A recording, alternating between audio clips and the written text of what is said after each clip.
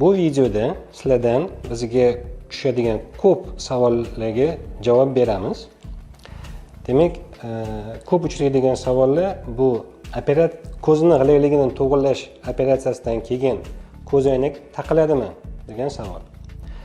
Agar operatsiyagacha ko'zoynak taqish buyurilgan bo'lsa, ko'zni g'ilayligini to'g'irlash jarrohlik muolajasidan keyin ko'z shifokori ko'zoynak taqishni tavsiya qilgan bo'lsa, albatta taqish kerak. G'ilaylikni to'g'irlash ko'zoynak taqish kerak emas degan ma'noni bildirmaydi. Keyingi savol. G'ilaylikni bartaraf etish bo'yicha qilinadigan jarrohlik muolajasi xavflimi?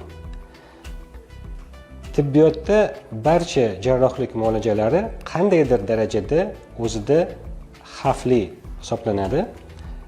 Ko'zni g'ilayligi operatsiyasi albatta barcha jarrohlik muolajalari kabi operatsiyadan keyingi yara gazay olishi,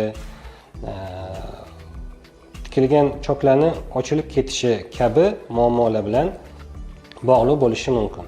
Lekin bemorlar shifokor maslahatlarini, tavsiyalarini batafsil bajarib kelsalar, xavflilik ehtimolligi shunchalik kam bo'ladi.